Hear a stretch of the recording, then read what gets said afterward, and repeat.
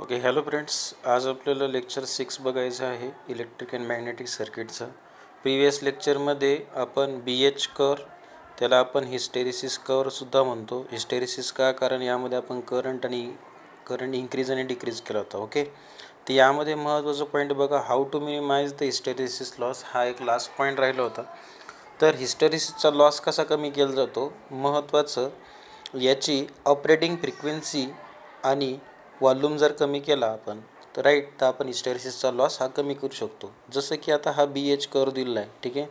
याचा एरिया आणि याचा व्हॉल्यूम हा काय फार जास्ती, जर आपण याचा एरिया जर कमी केला किंवा व्हॉल्यूम आपण जर कमी केला, ॲटोमॅटिक हिस्टेरिसिस लॉस हा काय होऊ शकतो, कमी होऊ शकतो. म्हणजेच महत्त्वाचं काय, area then frequency and then volume, हे जर आपण गोष्टी कमी केल्या तर ॲटोमॅटिक हिस्टेरिसिस लॉस हा काय होतो, कमी होतो. ओके, नेक्स्ट पॉईंट बघा, न्यू पॉईंट, त्याला इलेक्ट्रोमॅग्नेटिक इंडक्शन असं म्हणतो आपण.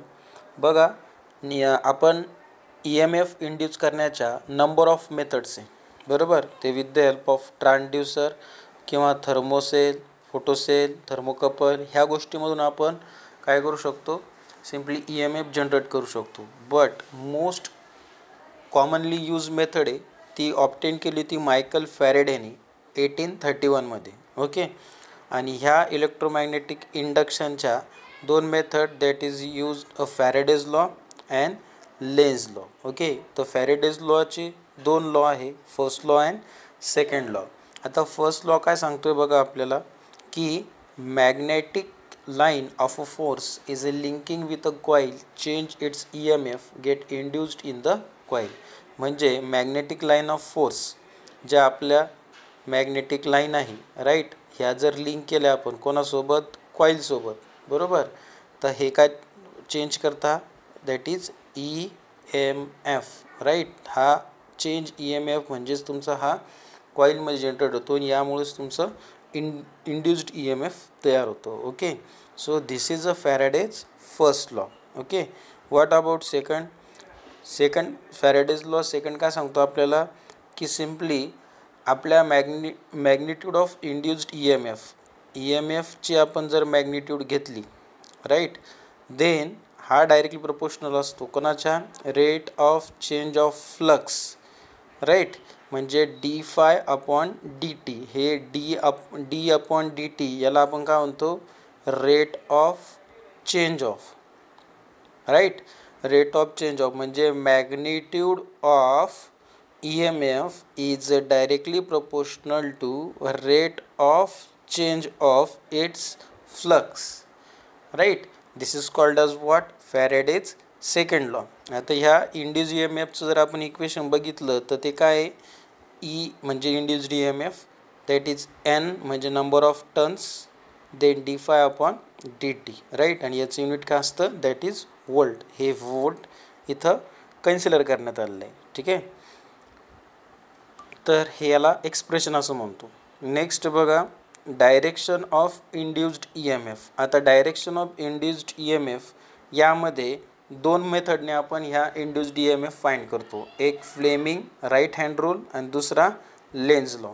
आता फ्लेमिंग राईट हँड रूल म्हणजेच काय, त्यामध्ये असतो आपला थंब, देन फर्स्ट फिंगर,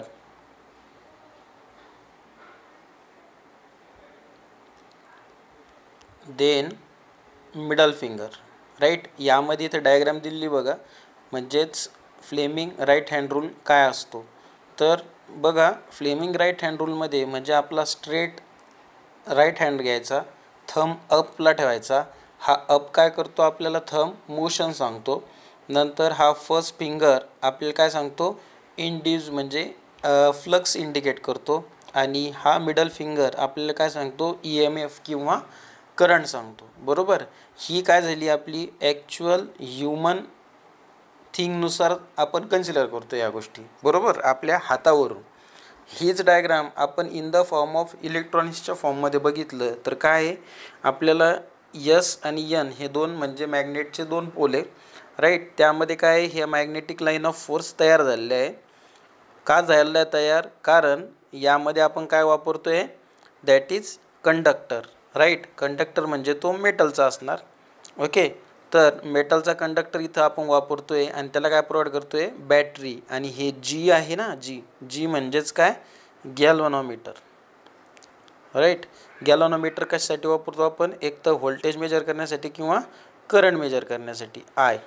बरोबर. मग यामध्ये काय होते की तुमचा जो मॅग्नेटिक, राईट, हे तर तुमचे फ्लक्स झाले हॉरिझॉन्टल, राईट. आणि नंतर कंडक्टर काय करतो, तुमचा मोशन म्हणून काम करतोय. आणि हे काय प्रोव्हाइड करते, तुम्हाला करंट प्रोव्हाइड करते. बरोबर. म्हणजे हे जे आपण 3 गोष्टी बघितल्या ह्या, तर ह्याच कंडिशन इथं तयार होत आहे. बरोबर. म्हणून हा आपण ज्याला फ्लेमिंग राईट हँड रूल म्हणतो, हा in the form of human हँडनुसार आहे. आणि ह्या इलेक्ट्रॉनिकच्या फॉर्ममध्ये आपण सर्किटच्या फॉर्ममध्ये काय करतो, याला बघतो. ओके. तर यामध्ये हा फर्स्ट आहे तुमचा Fleming right hand rule.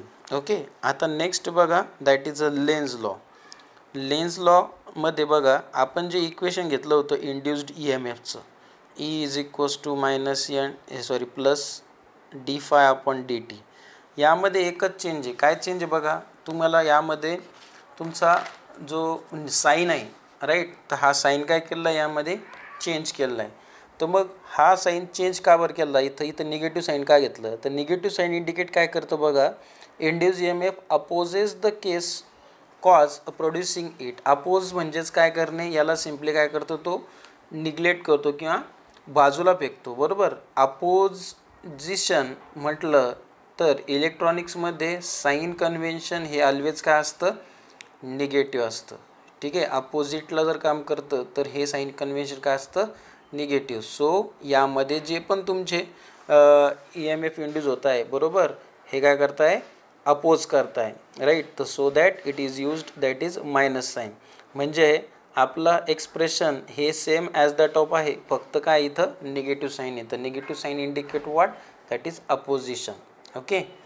Next, nature of induced EMF. आता नेचर ऑफ इंड्युस्ड EMFमध्ये 2 प्रकार येतात, एक डायनॅमिकली इंड्युस्ड EMF आणि एक स्टॅटिकली इंड्युस्ड EMF. आता ह्या डायनॅमिक इंड्युस्ड EMF मध्ये आपण वापरतो काय माहिती आहे का, की यामध्ये फिजिकल मूवमेंट होतं, आयदर एक तर कंडक्टर करतं किंवा फ्लक्स करतं, राईट. त्यानंतर स्टॅटिकली इंड्युस्ड EMFमध्ये काय असतं, EMF induced not due to what, a physical movement. यामध्ये नॉट फिजिकल मूवमेंट म्हणजे फिजिकल मूवमेंट होत नाही, यामध्ये फिजिकल मूवमेंट होते. कशामध्ये, डायनॅमिकमध्ये. पण स्टॅटिकमध्ये होते का फिजिकल मूवमेंट, नाही. आणि हे जे फ्लक्स आहे, बरोबर, या डायनॅमिकमध्ये कोण घडून आणतं, हे कंडक्टर किंवा फ्लक्स. बरोबर. देन यामध्ये काय करतं आहे, but due to the change in a flux associated with the coil by increase and decreasing of current. हे कोण घडून आणतं, नॉट फिजिकल मूवमेंट. हा करंट एक तर इन्क्रीज किंवा डिक्रीज होतो, त्यामुळं हे काय फिजिकल मूवमेंट घडून येत नाही. ओके. तर हे लक्षात असू द्या. नेचर ऑफ इंड्युस्ड EMFच्या 2 मेथड, एक डायनॅमिकली इंड्युस्ड EMF आणि एक statically induced EMF. डायनॅमिकमध्ये physical movement ही होते बाय कंडक्टर, यामध्ये फिजिकल मूवमेंट होत नाही, बट यामध्ये काय होत असतो, करंट तुमचा एक तो वाढतो आणि कमी होतो, the producing what, a flux, right. Next, आता 1 बाय 1 बघूया आपण डायनॅमिकली इंड्युस्ड EMF काय आहे.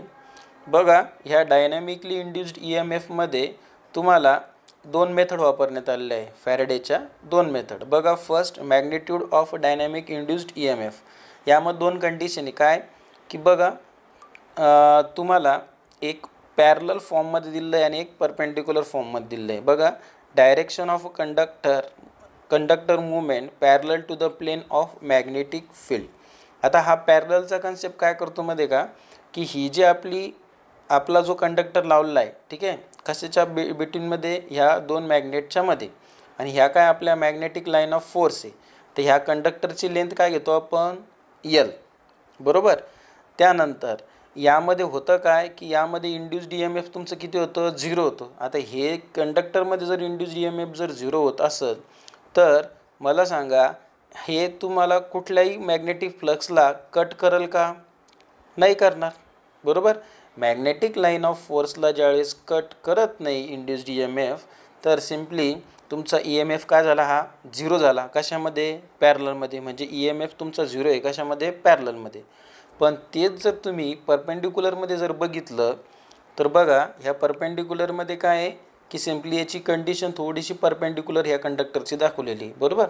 आता हा परपेंडिक्युलर असल्यामुळं काय करतो, therefore the it cutting of a magnetic flux maximum and induced EMF in the conductor is maximum. म्हणजे परपेंडिक्युलरमध्ये काय करतो, हा मॅग्नेटिक फील्ड काय करतो, हा कट करतो, राईट. सिम्पली हा कट केल्यामुळं यामध्ये काय होतं, कंडक्टरमध्ये EMF हा काय होतो, मॅक्सिमम प्रोड्यूस होतो. बट पॅरललमध्ये होतो का? नाही. म्हणून यामध्ये इथं दिलेलं आहे बघा, a plane of a conductor motion is in a perpendicular to plane of magnitude and induce EMF is what, maximum, right. ह्या डायग्राममध्ये जर आपण विचार केला तर फरक काय, फक्त यामध्ये एकच फरक आहे, हा तुमचा पॅरलल आहे, बरोबर, आणि हा इथं काय तुमचा परपेंडिक्युलर आहे, एवढंच फरक आहे. ठीक आहे. परपेंडिक्युलरमध्ये काय होतं, तो कट करतो, कट केल्यामुळं काय होईल, त्याचा मॅग्नेटिक इंड्युस्ड EMF हा जास्तच प्रमाणात राहणार आहे, राईट. एवढ्याच प्रकारे ह्या दोघांमध्ये म्हणजेच तुम्हाला डायनॅमिकली इंड्यूसमध्ये 2 कंडिशन होत्या. एक कशाची होती, एक पॅरललची होती आणि एक परपेंडिक्युलरची होती, राईट. हा जरा थेरॉटिकल पॉईंट असल्यामुळं हे मी डायरेक्टली यावरच कन्सिडर करतोय, ठीक आहे, जेणेकरून आपले पॉईंट हे पटापट काय होईल, कव्हर होईल. आणि दुसरी गोष्ट, हे समजण्यासाठी थोडंसं इझी आहे, त्यामुळं आपल्याला यामध्ये थोडंसं स्पीड घेता येते, ठीक आहे. नेक्स्ट बघा, आता तुम्हाला एक्सप्रेशन दिलेलं आहे बघा, एक्सप्रेशन फॉर अ मॅग्निट्यूड. आता महत्त्वाचं बघा, expression of a magnitude when a plane of motion of a conductor is exactly perpendicular to plane. ह्या एक्सप्रेशनमध्ये 2 कंडिशन आहे, ही फर्स्ट आणि ही एक काय, सेकंड. पहिली कंडिशन आपल्याला काय सांगते बघा, की when plane of motion conductor हा काय परपेंडिक्युलर आहे,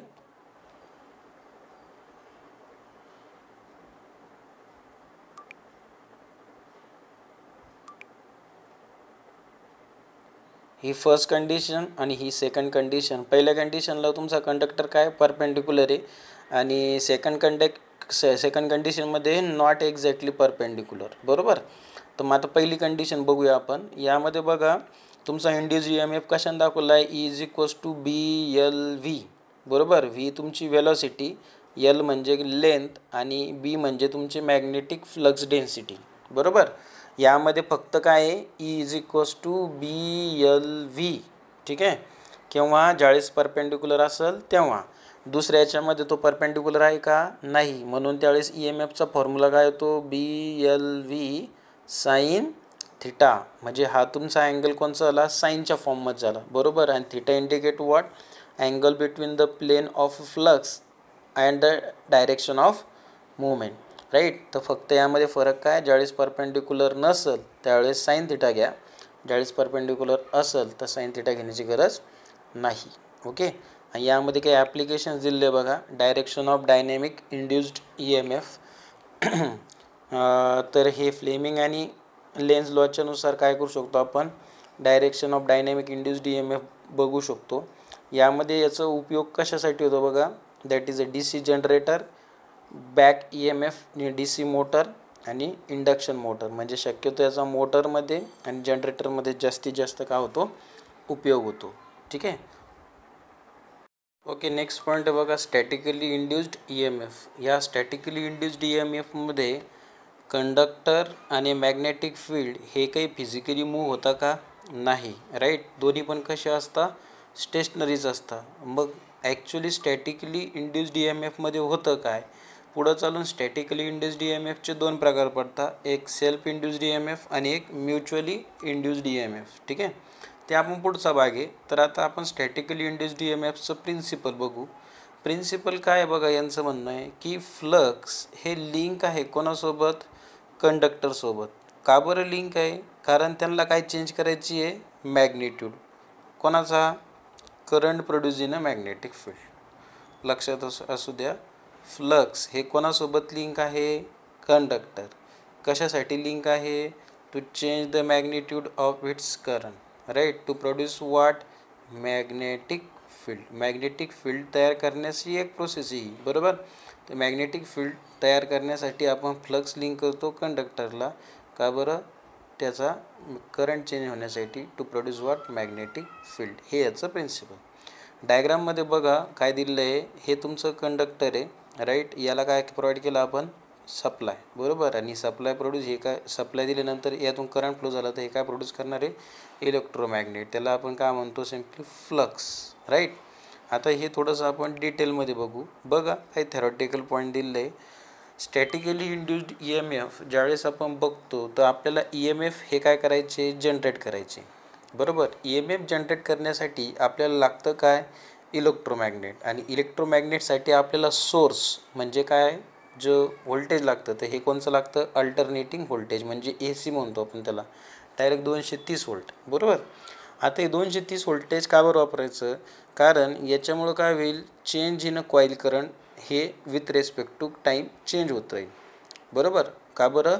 कारण आपण अल्टरनेटिंग करंट जर वापरलं तर याचं कॉईलचं करंट काय होईल? ॲटोमॅटिकली चेंज होईल.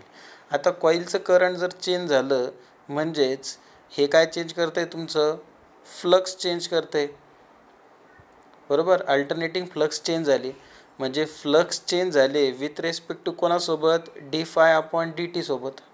बघा पहिले काय आपण प्रोड्यूस करतो आहे? EMF आपल्याला प्रोड्यूस करायचं आहे तर आपण पहिले काय वापरलं? इलेक्ट्रोमॅग्नेट, बरोबर. इलेक्ट्रोमॅग्नेट नंतर आपण सप्लाय काय वापरला? अल्टरनेटिंग करंट, बरोबर. का बरं वापरला? कारण मला कॉईलचं करंट हे चेंज होतं आहे, राईट, विथ रेस्पेक्ट टू कोणासोबत? टाईमसोबत. चौथं काय केलं? हे कॉईलचं करंट चेंज झाला म्हणजे काय चेंज झाला? तुमचा फ्लक्स चेंज झाला ना, dφ/dt. फ्लक्स पण बदलले, बरोबर. आता हे जे फ्लक्स बदलले म्हणजेच तुमचं काय प्रोड्यूस झालं? इंड्यूस्ड EMF प्रोड्यूस झालं ना, बरोबर. dφ/dt will induce the what? EMF and which is called as what? Statically induced EMF. समजतंय? तर ही प्रोसेस महत्त्वाची काय? की स्टॅटिकली इंड्यूस्ड EMFमध्ये एक पहिले लागतो इलेक्ट्रोमॅग्नेट, दुसरं लागतं अल्टरनेटिंग करंट, तिसरं अल्टरनेटिंग करंटमुळं कॉईल करंट चेंज होतं. कॉईल करंट चेंज झाला म्हणजे फ्लक्स बदलला, फ्लक्स बदलला म्हणजेच काय प्रोड्यूस झालं? तुमचं इंड्यूस्ड EMF तयार झालं, राईट. आणि त्यालाच आपण स्टॅटिकली इंड्यूस्ड EMF असं म्हणतो.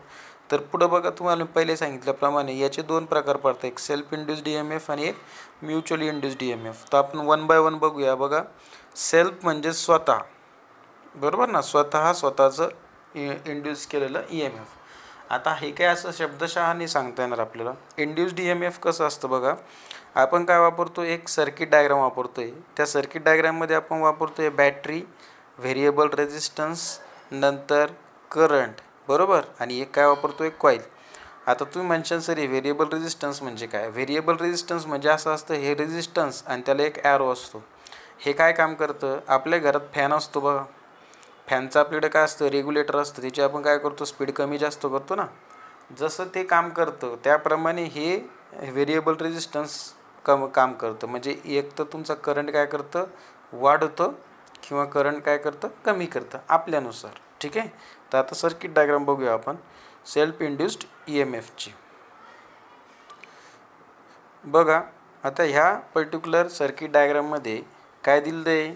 आपल्याला एक कंडक्टर दिलेला आहे, राईट. त्याला आपण सप्लाय व्होल्टेज लावलं आणि एक इथं व्हेरिएबल रेझिस्टन्स लावला. करंट पास झाला म्हणजे हे काय करणार आहे? यात कॉईल लावलेली तुम्ही, बरोबर. तर याच्यामध्ये काय होणार आहे? मॅग्नेटिक फ्लक्स हे काय होणार आहे? चेंज होणार आहे किंवा तयार होणार आहे, बरोबर. तर महत्त्वाचं आता याचं ज्यावेळेस आपण वर्किंग बघू तर बघा काय होणार. आपण काय केलं? याचं बटन प्रेस केलं स्विचचं तर काय होईल? करंट त्यातून फ्लो होईल. करंट फ्लो झाला म्हणजेच काय होईल? मॅग्नेटिक फ्लक्स लिंक होतील, बरोबर. मॅग्नेटिक फ्लक्स लिंक झाले म्हणजे हे काय करतील? कंप्लीट लूप होईल. बघा हे बटन तुम्ही काय केलं? ऑन केलं. त्यातून काय पळाला? करंट. करंट पळाल्यानंतर हे मॅग्नेटिक लाईन ऑफ फोर्स हे काय करतील? पूर्ण फिरून एक लूप कंप्लीट करतील, बरोबर. आता हा लूप कंप्लीट झाला, ठीक आहे. लूप कंप्लीट झाल्यानंतर तुमचे n नंबर ऑफ टर्न्स जे आहे ते फ्लक्स सोबत लिंक होईल, बरोबर. फ्लक्ससोबत लिंक केले, नंतर तुम्ही काय केला, याचा रेझिस्टन्सची व्हॅल्यू काय केली, चेंज केली, आर तुम्ही चेंज केला. आर चेंज झाला म्हणजे तुमचा करंट काय होणार आहे, चेंज होणार आहे. करंट चेंज झाला म्हणजे तुमचा फ्लक्स पण काय होणार आहे, चेंज होणार आहे. फ्लक्स कोणासोबत लिंक आहे, एन फाय सोबत, तर हे पण काय होईल, बदलतील. म्हणजे रेझिस्टन्स बदलला तर करंट बदलतो, करंट बदलला तर फ्लक्स बदलतो, फ्लक्स बदललं तर नंबर ऑफ फ्लक्स बदलले, नंबर ऑफ फ्लक्स जे बदलले, बरोबर, तर त्यालाच आपण काय म्हणतो, सेल्फ इंड्यूस्ड EMF असं म्हणतो. म्हणजेच काय बघा की due to change in a flux with a coil and EMF is induced in the coil in the according to the Faraday's law, this is called as what, self induced EMF. म्हणजे सरळ सरळ सांगायचं म्हटलं तर तुम्ही button चालू केलं, ठीक आहे, बटन काय केलं, ऑन केलं, बटन ऑन केलं तर काय चालू झालं, तुमचा करंट चालू झाला, बरोबर. करंट चालू झालं म्हणजेच काय झालं, मॅग्नेटिक फ्लक्स काय झाले, हे लिंक झाले, बरोबर. मॅग्नेटिक फ्लक्स लिंक झाल्यानंतर त्यांनी काय केलं, एक लूप कंप्लीट केला. लूप कंप्लीट केल्यानंतर त्यातून जे फ्लक्स प्रोड्यूस झाले हे नंबर ऑफ कॉईलसोबत काय झाले, लिंक झाले. नंबर ऑफ कॉईलसोबत लिंक झाल्यानंतर काय केलं आपण, रेझिस्टन्स बदलला. हे ट्रँगल म्हणजे चेंज असतो, ठीक आहे. करंट रेझिस्टन्स बदलला म्हणजे तुमचा करंट बदलला, म्हणजे एक तर वाढवला किंवा कमी केला, बरोबर. तर करंट पण काय होईल, वाढलं किंवा कमी होईल. व फ्लक्स पण काय होईल, बदलल. फ्लक्स बदलले म्हणजे नंबर ऑफ फ्लक्स पण काय होईल, चेंज होईल ना, बरोबर. आणि यालाच आपण काय म्हणतो, सेल्फ इंड्यूस्ड EMF, ठीक आहे. आता ह्या सेल्फ इंड्यूस्ड EMF याचा उपयोग कशासाठी होतो बघा, ट्यूबमध्ये होतो. ट्यूबमध्ये आपलं तो हे असतं ना, चोक, राईट, चोकमध्ये काम करतं, फिल्टरच्या चोकमध्ये म्हणून पण याचा उपयोग होतो, ठीक आहे. आता ह्या सेल्फ इंड्यूस्ड EMFमध्ये याचाच प्रकार सेल्फ इंडक्टन्स. आता इंडक्टन्स म्हणजे आपण काय कशाने दाखवतो, एलनं दाखवतो, बरोबर. आता इंडक्टन्स रेझिस्टन्स नावात थोडा टन्स येतो, बरोबर. तर रेझिस्टन्स कसा opposition of flow of current करतो, म्हणजे करंटला काय करतो, थांबवतो किंवा अपोज करतो. त्याप्रमाणे हा इंडक्टन्स पण काय करतो, the property of a coil to oppose the change in a current, right. Current काय करतो, चेंज करतो फ्लोईंगचा, त्याला आपण म्हणतो काय, सेल्फ इंडक्टन्स, बरोबर. आता ह्या फॅरेडेज लॉ ऑफ इलेक्ट्रोमॅग्नेटिक इंडक्शननुसार याचं काय एक एक्सप्रेशन आहे, ठीक आहे. तर ते आपण बघूया. बघा आता हे आपल्याला माहिती आहे, इलेक्ट्रोमॅग्नेटिक इंडक्शनचं काय आहे, फॅरेडेज लॉनुसार E is equals to -N d∅/dt, आणि मायनस साईन हा अपोजिशन म्हणून आणि काय करतो, काम करतो, अपोजिट डायरेक्शन म्हणून. तर आपल्याला बघा इंडक्टन्सची डेफिनेशन आहे. इंडक्टन्सची डेफिनेशन काय सांगते बघा, flux, number of flux per unit current, बरोबर. फ्लक्स फ्लो होण्यासाठी विथ रेस्पेक्ट टू कोणासोबत फ्लो होतो, हा करंटसोबत, म्हणून L is equals to N d∅I, ठीक आहे. आता ही जी Lची किंमत आहे, राईट, त्या Lच्या किमतीमध्ये आपण फायची किंमत फाइंड करू शकतो, या फायची.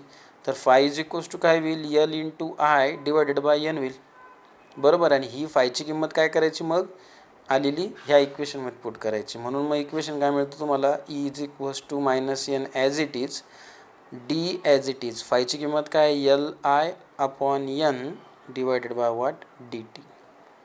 समजलं. तर हे इक्वेशन इथं त्यांनी काय केलं, कन्वर्ट केलं, म्हणून ते काय येतं, LdI/dt, राईट. हे तुमचं काय, हे सेल्फ इंडक्टन्सचं एक्सप्रेशन, ठीक आहे. नंतर बघा expression for coefficient of a self inductance.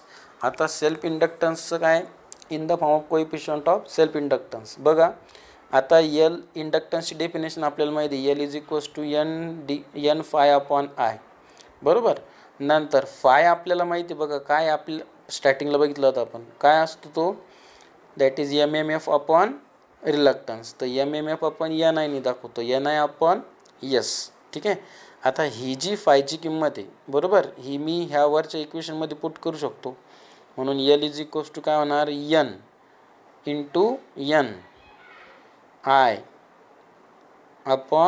NI/S, बरोबर. आता हा N मल्टिप्लाय झाला म्हणजेच काय होईल, N² into I divided by S होईल. ही तुम्हाला काय बनतं, इक्वेशन बनतं आहे, बरोबर, N²/S, राईट. आणि करंट तुमचा काय होईल, I हा कॅन्सल होऊन जाईल, बरोबर. म्हणून N², सॉरी हा I कॅन्सल नाही केला मी, ठीक आहे. So N square upon what S. This is what your equation, right. आणि महत्त्वाचं तुम्हाला रिलक्टन्सची किंमत किती आहे 1/μ0 μr डिवायडेड बाय ए. आता हे तर तुम्हाला माहिती आहे μr रिलेटिव्ह परमियाबिलिटी, राईट. μ0ची व्हॅल्यू किती असते 4π × 10⁻⁻⁷, राईट. तर याचा आहे. आणि ए म्हणजे क्रॉस सेक्शनल एरिया, लेंथ म्हणजेच length of magnetic circuit, right. This is what a short expression. Okay, next point mutual induced EMF. आपण सेल्फ इंड्यूस EMF यामध्ये बघा एकच कॉईल बघितली होती, बरोबर. बट आता हे म्युच्युअल इंड्युस्ड EMF यामध्ये कॉईल किती असतात 2, ठीक आहे. हा यामधला मेजर डिफरन्स. तर बघा यामध्ये काय आहे म्युच्युअल इंड्युस्ड EMF म्हणजे आपल्याला फर्स्ट काय करायचं आहे, सिम्पली 2 कॉईल घ्यायचे आहे, त्या बाजूबाजूलाच प्लेस करायच्या आहे जसं सर्किट डायग्राममध्ये दाखवल्याप्रमाणे. आता कॉईल 1 आहे तर त्याच्यामध्ये नंबर ऑफ टर्न्स जे आपण कॉईल म्हणजेच वायर जे वोंड करतो आहे तर ते N1ने दाखवलेलं आहे. त्याचप्रमाणे कॉईल 2 आहे तर त्याच्यामध्ये नंबर ऑफ टर्न्स हे N2ने दाखवलेलं आहे. त्यानंतर बॅटरी, व्हेरिएबल रेजिस्टन्स, राईट, हे कनेक्ट केलेले आहे. आता व्हेरिएबल रेजिस्टन्स म्हणजे समजलं ना तुम्हाला की रेग्युलेटर असतं फॅनचं, तशाप्रमाणे काय करतं हे काम करतं. फक्त रेजिस्टरमुळं काय होतं करंट एक तर इन्क्रीज केलं जातं किंवा डिक्रीज केलं जातं. ओके, सो तर बघूया मग सर्किट डायग्राम कशा प्रकारे. बघा आता ही एक साधी सर्किट डायग्राम दिलेली बघा. तर पहिल्या सर्किट डायग्राममध्ये काय आहे, एक बॅटरी लावलेली आहे, त्यानंतर एक स्विच दिलेलं आहे, देन यातून करंट पास होतो एक कॉईलमधनं, कॉईल C1 मधून. त्यामध्ये नंबर ऑफ टर्न्स N1ने दाखवलेला आहे, व्हेरिएबल रेजिस्टन्स हे फक्त फर्स्ट याचं आहे. ओके, आता ही जी सेकंड कॉईल आहे C2, राईट, त्याला N2 नंबर ऑफ टर्न्स आहे आणि गॅल्व्हनोमीटर आहे. याला आपण बॅटरी वगैरे लावली आहे का, नाही. मग आता तुम्ही मेन्शन सर हे ऑपरेट कसं होईल. हे ऑपरेट कसं करतं माहिती आहे का, की ही जी फर्स्ट सर्किट डायग्राम आहे याचे म्युच्युअल इंड्युस्ड EMF म्हणजे हे इंड्यूस करतं EMF आणि हे काय करतं ते रिसिव्ह करतं in the form of flux. आणि त्यामुळे हे काय होतं म्युच्युअली म्हणजे एकमेकांच्या साह्याने काय होतं हे आपलं सर्किट काम करतं. आणि हे जे गॅल्व्हनोमीटर दिलं आहे G, राईट, तर हे करंट मोजण्यासाठी घेतलेलं आहे, ठीक आहे. हे एक महत्त्वाचा फॅक्टर. तर सेकंड याच्यामध्ये आपण बॅटरी वगैरे लावलेली नाही. ओके, तर बघा मग आता याचं वर्किंग कसं असणार आहे. तर सर्किट डायग्राममध्ये दाखवल्याप्रमाणे आपण काय करणार की तुमचं स्विच ऑन करणार. स्विच जसं ऑन केलं करंट काय होईल फ्लो करणं चालू होईल कॉईल C1 मधनं, कारण C1 मध्येच बॅटरी लावली आहे, ठीक आहे. त्यानंतर ह्यामध्ये तुमचा जो रेजिस्टन्स लावला आहे हा काय करणार तुमचा करंट चेंज करण्याचं काम करणार. म्हणजे तो डिपेंड असणार जो इनिशियल कंडिशनला जो असेल तो रेजिस्टन्सनुसार त्याचा करंट फ्लो होईल. करंट चालू केला म्हणजेच त्यामध्ये काय प्रोड्यूस होत आहे फ्लक्स. तर पहिल्यामध्ये फ्लक्स मी काय कन्सिडर करतो कॉईल C1 मध्ये Φ1, बरोबर. आता Φ1 माझे फ्लक्स हे काय झाले प्रोड्यूस झाले फर्स्ट सर्किट डायग्राममध्ये, बरोबर. हे फर्स्ट फ्लक्स काय करता त्यांचं सर्किट एकदा कंप्लीट करता आणि काय करता C2 कॉईलसोबत, ठीक आहे, C2 कॉईलसोबत ते फ्लक्स काय करता शेअर करता, राईट. आणि त्यामध्ये फ्लक्स कुठले प्रोड्यूस होईल दुसऱ्या कॉईलमध्ये Φ2. म्हणजे समजलं का, आपण करंट I1 दिला, बरोबर. त्यामुळं काय झालं तुमचा फ्लक्स जनरेट झाली, राईट. त्या फ्लक्सला नाव दिलं Φ1. या फ्लक्सने काय केलं तुमचं सर्किट कंप्लीट केलं, बरोबर. सर्किट कंप्लीट करून हे फ्लक्स काय झाले C2कडे गेले. C2कडे गेल्यानंतर त्या कॉईलचं मध्ये फ्लक्स प्रोड्यूस झाले कोणचे Φ2. कळतं इथपर्यंत. देन आता सेकंड कंडिशन बघा काय, ह्या पर्टिक्युलर प्रोसेसमध्येच याला आपण म्युच्युअल फ्लक्स असं म्हणतो की शेअरिंग केलेली आहे. आता बघा याच्यामध्ये कंडिशन आहे इफ करंट I1 हा कशामध्ये C1च्या कॉईलमध्ये, बरोबर. आणि त्यामध्ये चेंज जर आपण रेजिस्टन्स जर केला, रेजिस्टन्स जर चेंज केला तर काय चेंज होईल फ्लक्स चेंज होईल. फ्लक्स चेंज झाला म्हणजेच याचा अर्थ Φ1 जर बदलला तर ॲटोमॅटिकली याचा इफेक्ट कशावर होईल Φ2वर पण होईल ना. कशामुळं जेव्हा रेजिस्टन्स आपण बदल, हे ट्रँगलचा अर्थ समजतोय तुम्हाला, याचा अर्थ चेंज असा होतो, ठीक आहे. फिजिक्समध्ये मेकॅनिकलमध्ये याचा चेंज असा अर्थ होतो. रेजिस्टन्स जर बदलला तर फ्लक्स बदलतो. फ्लक्स ∅1 बदलला ॲटोमॅटिकली ∅2वर त्याचा काय होईल, इफेक्ट होईल. बरोबर, म्हणजेच तुमचं EMF इंड्यूस करण्याची जी प्रोसेस आहे, राईट, तर हा यामध्ये काय होणार, बदल होणार, ठीक आहे. दस आता बघा, यावरूनच आपण काय करू शकतो, आता ∅2 बदलला म्हणजेच I2 काय होणार आहे, हा पण बदलणार आहे. मग हा कुठून फ्लो होणार आहे, तुमचा C2 मधून फ्लो होणार आहे, राईट. आणि हा C2 मधून म्हणजे कॉईल 2 मधून फ्लो होणार आहे. तर गॅल्व्हॅनोमीटर जे आहे हे कशावर सांगणार, आपल्याला करंट सांगणार ना, करंट किती फ्लो होतोय म्हणून, समजतंय. म्हणजे फर्स्ट आपण ∅1 मधून काय करतोय, इंड्यूस्ड EMF जनरेट करतो. हे इंड्यूस्ड EMF काय होता, इन द फॉर्म ऑफ ∅2 मध्ये चालला आता. ∅2 मधून तुमचा करंट I2 फ्लो होतो आणि त्यामध्येच तुमचा गॅल्व्हॅनोमीटर काय करतो, करंट शो करतो, राईट.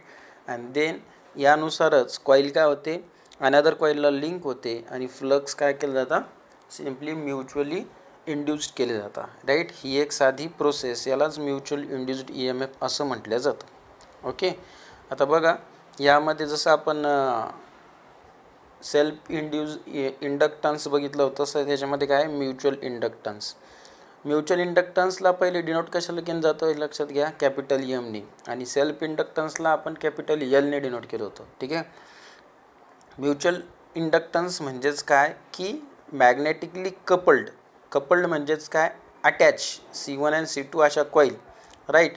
त्यालाच आपण काय म्हणतो, म्युच्युअल इंडक्टन्स. हे जनरल भाषेत झालं, बरोबर. पण ॲक्च्युअल डेफिनेशन काय त्याची बघा, ज्यावेळेस करंट चेंज होतो, राईट, पहिल्या कॉईलमध्ये, when the current get change in one coil it produces an EMF in the another coil. म्हणजे पहिल्या कॉईलचा काय झाला, करंट बदलला, बरोबर. C1 काय प्रोड्यूस करतो, त्यावेळेस EMF प्रोड्यूस करतो, EMF प्रोड्यूस होतो C1 थ्रू C2 मध्ये, बरोबर. इंड्यूस्ड EMF कुठं झालं, तुमचा C2 मध्ये झाला, राईट. आणि यालाच आपण काय म्हणतो, म्युच्युअल इंडक्टन्स. आणि याचा फॉर्म्युला आहे बघा, capital M is equals to N2 ∅2 divided by I1 किंवा N1 ∅1 divided bye I2. Okay, I1 आणि I2 म्हणजे बघा, I1 असताना तुम्हाला कॉईलचा फर्स्ट करंट घ्यायचा आहे, राईट. आणि जेव्हा तुमचा फर्स्ट कॉईल तुम्ही फ्लक्स घेताय त्यावेळेस तुम्हाला करंट सेकंडचा घ्यायचा आहे, ठीक आहे. आता याचं बघा, आपल्याला सेकंड डेफिनेशन दिलेली आहे की अनदर वे आपण याला कशा प्रकारे डिफाईन करू शकतो. तर बघा, मी एकच ही डेफिनेशन बघितली आहे यामध्ये. महत्त्वाचं बघा, EMF induced in a second coil when a uniform current change. म्हणजे तीच डेफिनेशन फक्त काय केली, उलटी केली. त्यामुळं हा पॉईंट की तुम्ही स्किप जरी केला तरी काही अडचण नाही, कारण यामध्ये त्यामध्ये काही फरक नाही आहे. ओके, आता बघा, एक्सप्रेशन फॉर म्युच्युअल इंडक्टन्स. बघा, एक्सप्रेशनमध्ये आता हे इन द फॉर्म ऑफ μ0 μ1 आणि L1च्या फॉर्ममध्ये घेतलेलं आहे, बरोबर. आता mutual inductance is nothing but what, simply N1 ∅1 upon I2, याला ची डेफिनेशन असं म्हणतो, बरोबर. पण ज्यावेळेस तुम्ही याचा इंडक्टन्सचा सिम्पली रिलक्टन्सचा रिसिप्रोकल घेता, बरोबर, तर तुम्हाला इंडक्टन्स हा मिळतो आहे, बरोबर. So that is μ0 μr A divided by what, L. हा एक फॉर्म्युला आपण बघितला बघा, L upon inductance, S is equals to L μ0 μr into A. हे आठवतं का, ह्या फॉर्म्युलेलाच काय केलेलं आहे, यामध्ये रिव्हर्स केलेलं आहे, बरोबर. कारण रेसिप्रोकल घेतला तो कशाचा, रिलक्टन्सचा, म्हणजे Hचा. 1/S जर घेतलं तर हे काय होतं, उलटं होतं. म्हणजेच काय येतं, μ0 μr A divided by what, L. हे त्यामुळे इथे ही व्हॅल्यू घेतलेली, गेटिंग. नेक्स्ट, आता यामध्ये बघा तुम्ही N1 N2 μ0 μr1 A1 divided by L1 घेतलेलं आहे, ठीक आहे. तर ते तुम्ही N1 N2 म्हणजे नंबर ऑफ कॉईलचे टर्न्स घेतलो आहे आणि A1 A2 म्हणजे एरिया, L1 L2 लेंथ, ठीक आहे. आता बघा, कोएफिशियंट ऑफ कपलिंग कशाने दाखवता, K ने. आपल्याकडं फॉर्म्युला काय आहे, M is equals to N2 ∅1 divided by I1 आणि त्यामध्ये कॉन्स्टंट काय घेतला आपण K1. ओके. आणि सेकंड कंडिशनला काय घेतलं, 2 साठीची कंडिशन घेतली म्हणजे N1 ∅2 K2 divided by I2. Okay. हे म्हणजे ह्या 3 टर्म 1 1 आहे, ह्या टर्म 2 2 आहे, म्हणजे तुमचा N1 आणि N2 एवढंच चेंज करताय तुम्ही, बरोबर. तर बघा, ज्यावेळेस तुम्ही हा यम आणि हा यम ज्यावेळेस मल्टिप्लाय करशाल त्यावेळेस तुम्हाला यम स्क्वेअर मिळणार आहे. म्हणजे तुम्ही LHSची ज्यावेळेस मल्टिप्लिकेशन करताय ते RHSची पण मल्टिप्लिकेशन करावंच लागणार, बरोबर. म्हणून N1 N2 K1 K2 ∅1 ∅2 I1 I2. Okay. So आता ह्या टर्ममध्ये रिअरेंजमेंट करू आपण. काय करणार, M square as it is, K1 K2च्या टर्म एक साईडला लिहिल्या, नंतर N1 ∅1 I1 आणि N2 ∅2 डिवाइड बाय 2 ह्या टर्म वेगळ्या घेतल्या. का, कारण ही टर्म म्हणजेच तुमचं काय आहे, L1 आहे सेल्फ इंडक्टन्स, ही टर्म म्हणजेच तुमचा L2 आहे. ओके. मग आपण जर ह्या गोष्टी जर यामध्ये चेंज केल्या अबो इक्वेशनमध्ये ह्यामध्ये जर चेंज केल्या तर काय होईल, K1 K2 as it is, इथं काय असणार L1, यामध्ये असणार L2. याचा यम स्क्वेअर LHSला आहे, so taking what square root on both side, so RHSमध्ये याचे स्क्वेअर रूट होणार, म्हणून यम इज इक्वल्स टू हे अंडर रूटमध्ये आलं. K1 K2 म्हणजेच तुमचा काय झाला K स्क्वेअर, म्हणजे K1 is equals to K2 is equals टूच काय K, म्हणजे K1 K2 म्हणजेच कोण आहे, K आहे. तर याचा अर्थ K स्क्वेअर जर आउटसाईडला घेतलं ते काय म्हणतो K, L1 L2 as it is. Okay. So इथं दिलं आहे त्यांनी. त्यानंतर तुम्हाला बघा आता यामध्ये एक इक्वेशन मिळालं काय, M is equals to K L1 into L2. तर त्याला केच्या फॉर्ममध्ये जर लिहिलं मी तर यम डिवाइडेड बाय काय मिळणार L1 L2. ओके. हा K इथं घेतलं LHSला, हे तुम्हाला एक इक्वेशन मिळालं. हे equation in the form of आपण जर मॅक्सिममच्या फॉर्ममध्ये जर घेतलं, म्हणजे तुमचं मॅक्सिमम जर इंडक्टन्स असला, राईट, तर केची व्हॅल्यू किती असते तुमची 1 असते, ही काय होऊन जाते 1 होऊन जाते. बाकी फक्त राहतो तुम्हाला L1 L2, म्हणजे हे 1 L1 and L2, so it's L1 and L2. Getting. यामध्ये तेच दिलेलं आहे यांनी, राईट. सो एक नवीन पॉईंट बघा, tight coupling and loose coupling. Tight coupling म्हणजे काय, ज्यावेळेस केची व्हॅल्यू 1 असेल तर त्याला टाईट कपलिंग असं म्हणतात, आणि ज्यावेळेस केची व्हॅल्यू 1 पेक्षा कमी असेल तर त्याला लूज कपलिंग असं म्हणतात. गेटिंग.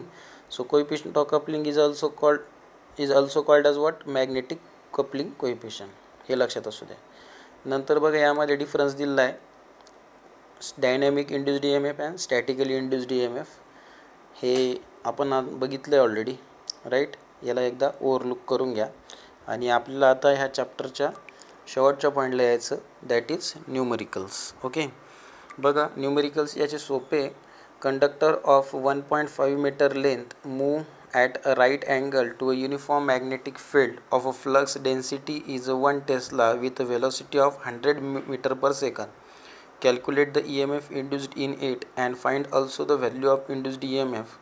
बघा कॅल्क्युलेट काय करायचं, इंड्युस्ड EMF आणि also value of induced EMF when conductor move, angle दिला आहे तुम्हाला त्यावेळेस किती असेल. ठीक आहे. गिवन डेटा लिहून घेणार, लेंथ आहे, राईट, देन तुम्हाला डेन्सिटी दिलेली आहे, देन व्हेलोसिटी दिलेली आहे. मॅग्नेट इंड्युस्ड EMFचा फॉर्म्युला काय आपला BLV. पुट करा 150 मिळेल, पण तुम्हाला आता अँगल दिलेला आहे तर काय करणार BLV sin θ घ्यावं लागणार सेकंड कंडिशनला. तर त्यामुळे किती मिळतं आहे ते बघा, सेकंड कंडिशनला BLV sin θ, तर sin 30 म्हटलं तर किती असतं,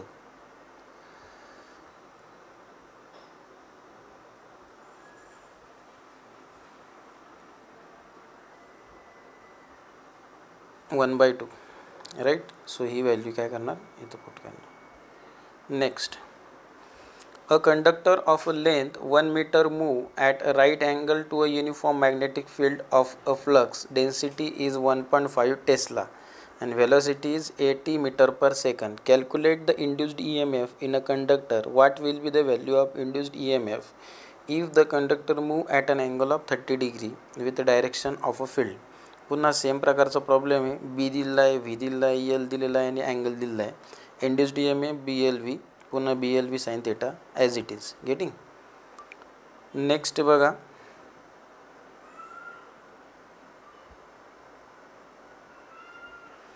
when a induced when the inductance of a coil 200 turns wound and paper tube 25 centimeter long and 5 centimeter radius.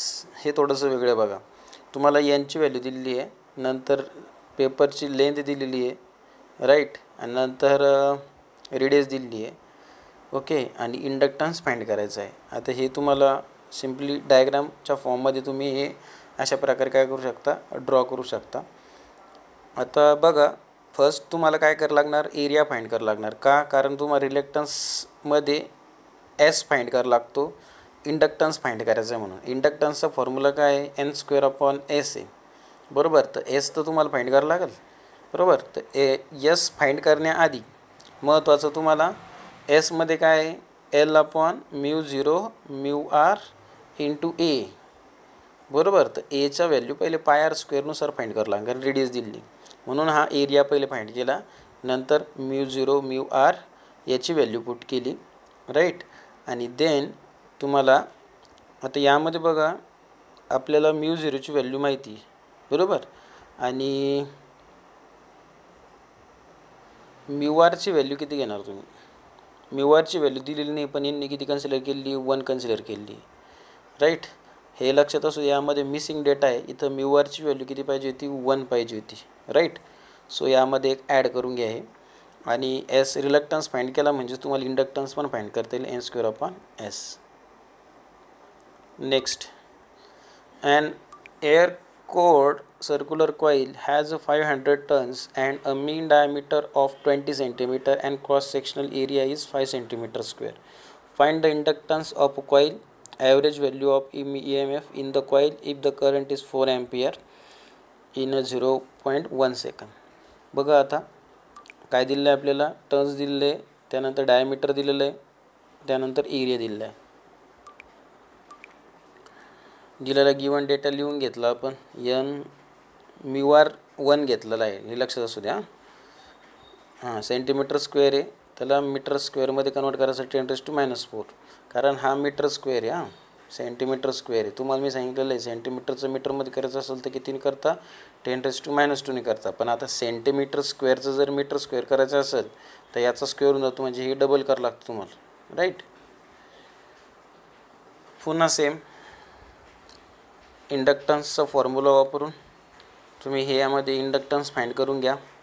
आणि नंतर इंड्यूस्ड EMF. आता हे इंडक्टन्समध्येच तुम्हाला S is equals to L mu 0 mu R into A, बरोबर. तर यामध्ये एलचा formula काय असतो आपला, एन स्क्वेअर अपॉन एस. ती एसची व्हॅल्यू यामध्ये पुट केली, डायरेक्ट व्हॅल्यू पुट केली, राईट, आणि एल सेपरेट फाइंड करून घेतलं. आणि इंड्यूस्ड EMF काय, E is equals to L D I upon D T. D I upon D T म्हणजेच काय, rate of change of, right. So change in current किती आहे, 8 डिवायडेड बाय 0.1 दिलेलं आहे ह्या गोष्टी. Okay. Next, a coil of 100 turns link the flux of 20 milliweber.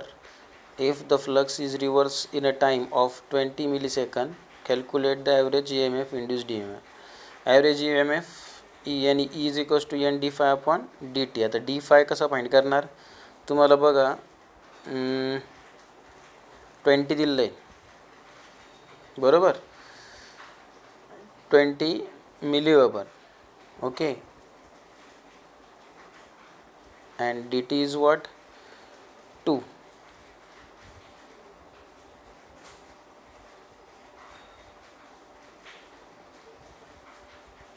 यामध्ये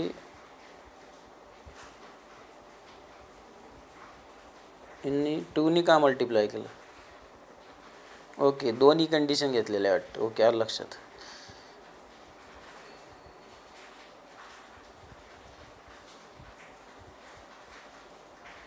one साईडला जाण्यासाठी आणि दुसऱ्या साईडला जाण्यासाठी हे 2 मीटर पर सेकंड आणि हे मीटर सेकंड आणि हे 2 मीटर, म्हणजे हे जाण्यासाठी 2 आणि येण्यासाठी 2. जर आपण कन्सिडर केलं तर हे 2 यायला पाहिजे, ओके. याला 2 का मल्टिप्लाय केलं यामध्ये जरा डाऊट आहे. हा रिव्हर्स असल्यामुळे यांनी मे बी एक फ्लक्स, एक मिनटं, a coil of 100 turns is link to by a flux of 20 weber inter flux is reverse in a time. Okay, एक साईडला तुम्ही 1 घेताय आणि दुसऱ्या साईडला 1 घेताय, म्हणजे 1 + 1 तुमचा 2 करताय तुम्ही, एक साईडसाठी आणि दुसऱ्या साईडसाठी, म्हणून रिव्हर्स कंडिशनला तुम्ही हे 2ने मल्टिप्लाय करताय. ओके, देन याचप्रमाणे बघा नेक्स्ट क्वेश्चन आहे. यामध्ये तुम्हाला डी5 दिलेला आहे आणि नंतर हा dt दिलेला आहे. ओके, डायरेक्टली व्हॅल्यू पुट करायचे. अशा प्रकारे तुम्ही बाकीचे क्वेश्चन सॉल्व करू शकता. Okay, so in this way we are going to complete our first chapter. So आपण इथंच थांबूया, भेटूया नेक्स्ट चॅप्टरमध्ये. थँक्यू.